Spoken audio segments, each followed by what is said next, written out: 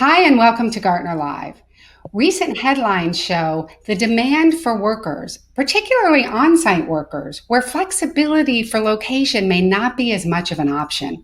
In today's episode, we're going to discuss how employers can provide the kind of flexibility that is increasingly critical for business outcomes and talent retention for all employees. I'm Heather Pemberton Levy, Vice President of Content Marketing. Joining me today are Dana Stifler, Vice President Analyst in Gartner's Supply Chain Practice, and Matt Kane, Vice President, Distinguished Analyst covering Gartner's Digital Workplace Strategies. Hi, Dana and Matt. Hey, Hi, Heather. Great to see you today. We're glad you're here. Now, we've touched on flexibility throughout this series, but let's level set today. And Dana, why don't you start off with a definition of what flexibility means in today's working environment, especially as we're looking at reinventing the future of work post-pandemic? Sure. So Heather, as you pointed out, we've spent a lot of time talking about what flexibility means for office-based, mostly salaried workforces that have very successfully shifted to remote and distributed work. What Matt and I are here to talk about today is a broader definition of flexibility for people who need to be on the front line all of the time or most of the time. We think it's really important today to talk about what flexibility, perhaps even radical flexibility, means for these frontline workforces, because we think this is a crucial performance differentiator and a crucial piece of the employment value proposition when we know so many companies are struggling to attract and retain this frontline workforce. Okay, so Matt, I'm going to ask you to define frontline, knowledge workers, a lot of terms out there. Can you explain for our audience what the different terms mean and what radical flexibility means in the context of that? Sure. Thanks, Heather. There is an interesting nomenclature behind this discussion around different types of workers. And so in general, when we talk about frontline workers, we're talking about people that don't sit behind a desk, if you're looking for a really pure definition. And in general, the folks that don't sit behind the desk, they fall into two categories. One that work in the services side of things. And so they may be folks that work in the retail business. They may be delivery drivers. And then there's folks that are performing tasks. And these folks may be working in a warehouse. They may be working on a manufacturing floor. Sometimes we hear the term knowledge worker. That really denotes an office worker. And we're not really in favor of that term, because what's the opposite of a knowledge worker? And we would argue that frontline workers absolutely are knowledge workers. So we sometimes make the distinction between a deskless worker and an office worker. But right now we're going to be talking about frontline workers. So I will tell you something, though. I'll lead off with some of the things that we look for from a flexibility standpoint. And I can absolutely tell you that we really need to start with the ideas around what keeps people engaged in their work and what makes for a great employee value proposition. Because at the root of everything, we're talking about employee attraction and employee retention. And so I have an unscientific list of factors that really promote great employee engagement. And oddly enough, they apply equally well to office workers and to frontline workers. And I'll run you through a couple of them. But at the root of it is, hey, do you believe your manager has your back? And so the relationship with your manager and the flexibility to have dialogues with that manager is super critical. So do you have trust in leadership and management? And hey, people want to be more efficient and effective in what they do every day. And so investing in skills development for folks is very important. Folks really crave the autonomy to get things done. And so, frontline workers, they don't want to be left with egg on their face. They want the autonomy to solve problems. And so we need to empower them to have the right to solve those problems in real time. Hey, folks like to get paid to learn, right? So learning opportunities where they can develop skills. They want to contribute to different parts of the business. So they've got a great idea that's going to be able to percolate throughout that organization. They want to be rewarded and recognized for great behavior. And ultimately, and this is where we start to get into some of the concepts around digital dexterity, is people want to have great advancement opportunities and opportunities for career development. So these are some of the things that are kind of bedrock values for both office workers and frontline workers. And there's a lot of flexibility in all of these dynamics that we're talking about. Hey, Heather, Dana, can you pile in there for just a moment? yeah, go ahead. Just to I was build just going on to what ask Matt. you. Thank you. Yeah, so if you do look at some of the data that we have and other folks have, it absolutely reinforces all of the things that Matt was talking about. I think, though, and we're going to talk more about flexibility specifically and what that might look like, is that especially for hourly frontline roles, which is a big point of struggle right now in manufacturing and distribution in particular, that employee-led autonomy and flexibility with scheduling and time off and paid time off right after base pay, this piece is mentioned as the most important attractor for that hourly frontline workforce. And so given the pain that a lot of our clients and what we're seeing in the research base, this is a super important piece for us to focus on. So I just wanted to we saw there was a piece of news. data. Oh, sorry, I was just stepping on you, but there's a piece of news early in June where Walmart said that they're going to give over 740,000 cell phones, corporate-owned, personally controlled cell phone devices, to a huge amount of frontline workers there. And one of the great applications they have on that phone is for shift work, allowing you to trade shifts and really begin to manipulate when you're going to work. And so I thought Walmart was that announcement with these Android devices was important because they're investing in the folks, and of course that's a perk as well, right? You're getting a cell phone, and because of union rules, you're only really going to be able to access the work-related components during working times. But after that, you can use it as your own, and it's loaded with applications. And so we always want to think about these frontline workers being relatively digitally dexterous, right? So they've got inventory lookups and they're getting HR information. They've got shift work on those applications. These folks are massive consumers of technology. Let's drill into that a little bit, because what you raised, Dana, is that there's more than just location as a flexibility option here. And Matt, you cover digital workplace strategies and digital dexterity. You've written extensively about it. You're talking about this, widespread give of a device, but what it enables is a new type of flexibility. So can you drill down for us a little bit more on future of work trends that are especially relevant to non-office type workers who are out and about in some of these different types of locations? Sure. Well, the first thing I would say is that when we do quite a bit of research into future of work trends, and generally what we're finding is that the trends apply equally well to office workers and frontline workers. And so, for example, there's a tremendous focus on process automation, right? We're trying to remove some of the drudgery of our everyday work. And what I would like to emphasize is that increasingly we want to put the tools where folks can do process automation directly in the hands of those frontline workers, because they're kind of naturally just, in many cases, they're tinkers. They want to solve problems.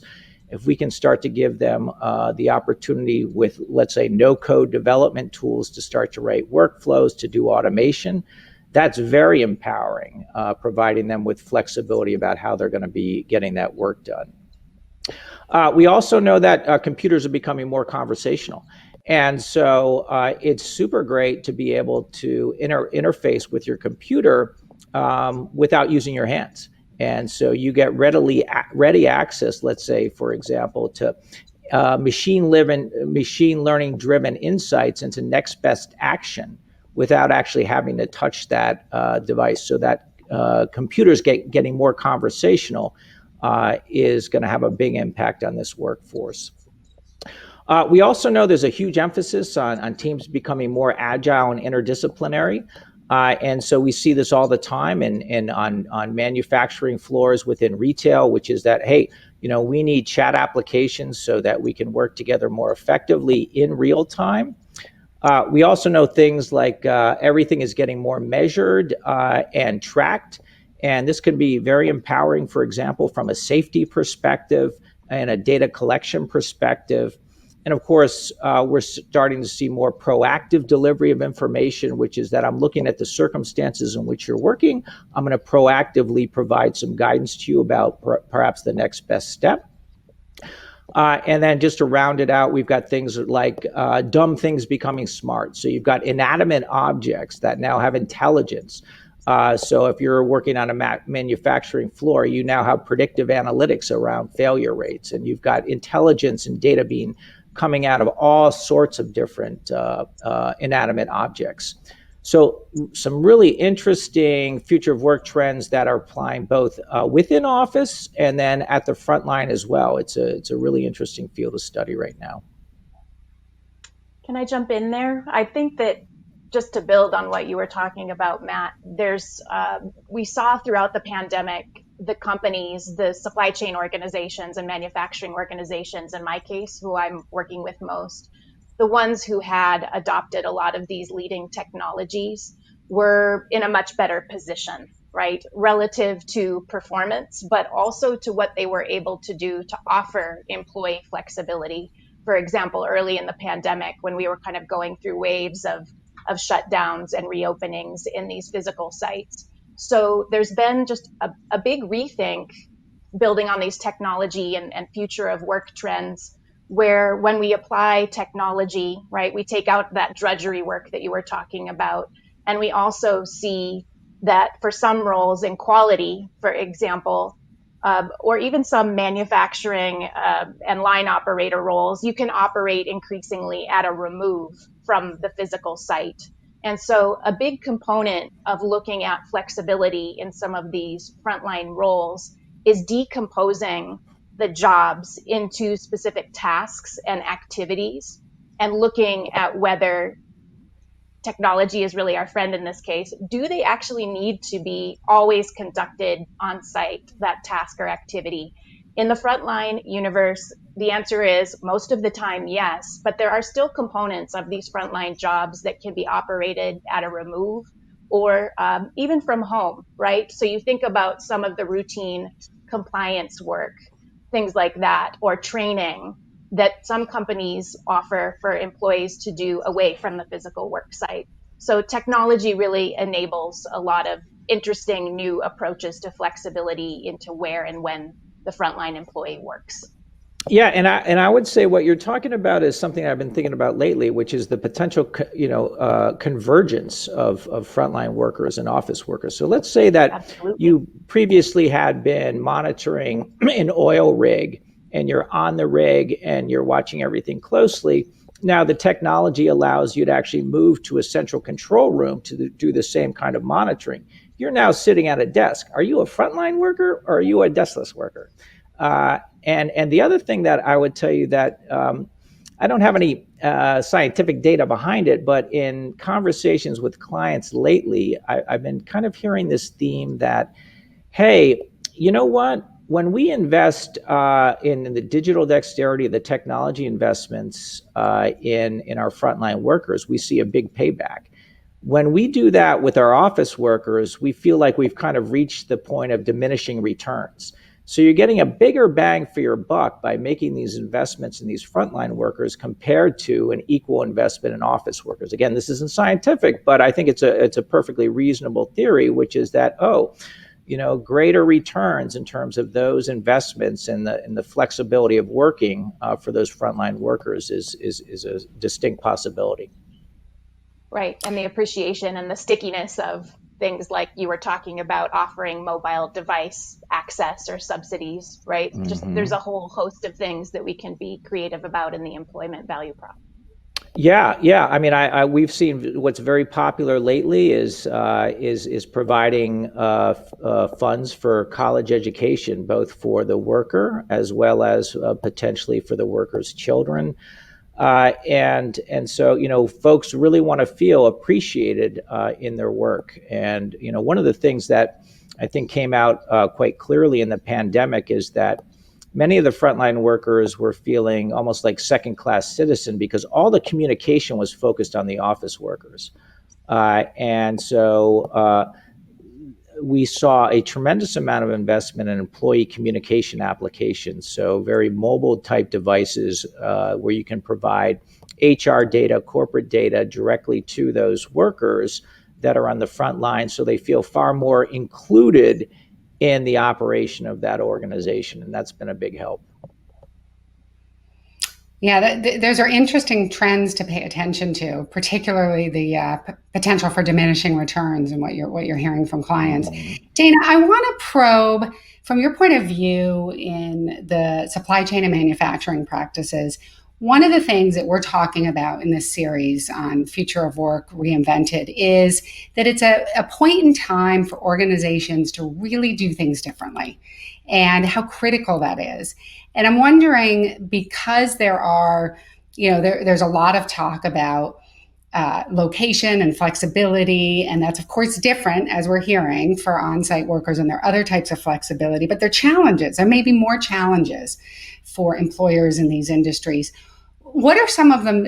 Are you aware of what some of them may be doing to tackle this and to do things differently at this point in time?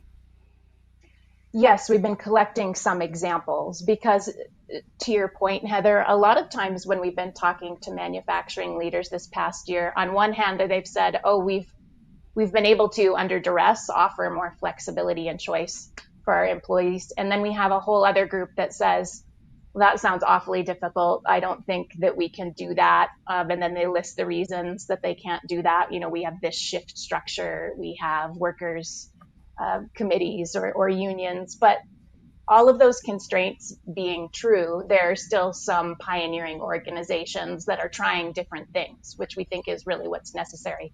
So I scrawled down a couple of examples to share with you and Matt. So there is, in terms of the shifts themselves, right, kind of even away from the technology and how you navigate the shift, there is flexibility in how those shifts are structured and how employees are offered a choice. So we've seen in a food manufacturer, in a lot of their European environments, for example, restructured downward from this is a pandemic example, okay? But I think the flexibility is what we're looking for. So instead of having 21 shifts a week, they had to downshift to, say, 18 shifts a week. But they were able to, because they had to, look at more operator choice in arranging the shifts that best worked for them, combined with their personal situation and also some of their locations, right? So in this case, the manufacturing network was kind of more local or regional, and that gave those manufacturing employees more of a choice. Another example that we've seen with a frontline manufacturing workforce that is salaried is that they are paid for 40 hours a week, right? Every week they are paid. Some weeks they work more, some weeks they work less, but at the end of the year, there is accounting, right? Where if you worked extra hours, you are paid those hours, you're paid those at a 10% premium. If you are under, which doesn't happen very often, those hours would kick over into the next year, to the next term. A couple of other things that are helping with flexibility are cross-training, right? So when you have more utility players in your manufacturing or your distribution or your processing environment, you have more overlaps and people can fill in for each other more. And they also might have more choices in terms of where in the operation they might like to work, which is really attractive. So those are just I think there's just looking at the structure itself has paid dividends for some of these manufacturing sites and these organizations. Matt, anything to add there as far as you talked earlier about tools and technologies that can help enable this? Are you seeing development in that area, particularly as we move forward and try to enable a very different looking future of work? Sure, and again, I have to draw a parallel to what has been happening in the office environment, and so the big sea change has really been a shift to software as a service, where your application portfolio is changing almost on a daily basis because the manufacturers are able to push out change, and there's tremendous competition between these vendors. And so we look very closely at a core suite of personal and team productivity applications. And so we start with our old standard email, but then it grows into things like workstream collaboration, which is Slack and Microsoft Teams, where you've got a very flexible chat, team-based environment. We're also looking for kind of a common knowledge repository. Typically, that's going to be something like a drive in the cloud somewhere where you can share content easily with folks. We're also looking for a great meeting experience that many of us are using, and quite clearly that's been very helpful from a collaboration standpoint at the frontline side of things. And then earlier I was talking about kind of the empowering the workers to start to begin to invest more time in the analytics, because in many cases, what we're doing on a daily basis as a frontline worker is generating enormous amounts of data. And the more insight we can have into the patterns from that data, that becomes very powerful. I mentioned earlier starting to invest in low-code development tools, and even things like robotic process automation. These are very empowering for those frontline workers, and many of them have that inherent digital dexterity, which is the ambition, and I'll emphasize that, the ambition and the ability to use these technology for better business outcomes. And then there's a whole wonderful world of things that aren't necessarily going to be highly relevant to office workers, but for example, head-mounted displays for augmented and virtual reality to help you troubleshoot and fix problems right in the course of work. You've got lots of different wearable technologies coming out, and you've got location information. You've got the whole world of robots and drones. And think about that, which is that we're not too distant from a world where a frontline worker will be managing multiple robots and multiple drones, working very collaboratively with them. And so, yikes, I mean, when we think about this future, it's very much oriented towards the digital dexterity of the workforce. Now, I'll end with kind of the final tsunami, which is that you've got AI and IoT and 5G and edge computing all kind of coming together to really revolutionize the opportunities that you have for process improvement, customer efficiencies in that frontline work. And this is all very empowering to that workforce. Dana, just one final thought here. Go ahead. Yeah, and I want to ask you something that you could weave into what you're saying, which is, are you seeing a shift in how employers view employees working with all this data and these tools, right? Because they may not have had such autonomy or such empowerment with these devices and the data that comes out of them in the past. Right. So we have seen there's been an interesting learning curve the last year and a half, where some of the companies that had these kinds of technologies accelerated the use and the adoption of them. And then we had companies that were using them for the first time. And so what that did result in was kind of a immersion, right? Chucking people into the pond to really learn how to use some of these new technologies and approaches. What it did was, I mean, this isn't about flexibility so much, but what it did lead to is more of that utility player or breadth of skill at the front line, where because people were using some of these augmented technologies, or the data and process were kind of integrated into their workflow, those frontline staff became more responsible for a broader set of kind of approval processes, quality processes, and so they really they expanded their skill set, but because they had to, right? And they learned how to use some of these new technologies and approaches relatively quickly, which is excellent, right? Because it leads back to what I was just talking about, for people to be a bit more utility style in their, or versatile in their background, allows them to plug into shifts more flexibly, for example, and to fit how they work with their personal life and requirements. That's great. Well, thank you both for joining us. Thank all of you for joining us. This was our 4th episode. The full series can be found on the Future of Work Reinvented Resource Center on Gartner.com, or you can search for it. We also have a client resource center that has all of our research compiled in one place. In the Public Resource Center, you can read articles, view webinars, watch this video series, and download complimentary research. We hope to see you again on our Gartner Live, which streams regularly. Thank you both, and thanks all of us. We'll see you soon. Thanks, Heather. Bye. Cheers.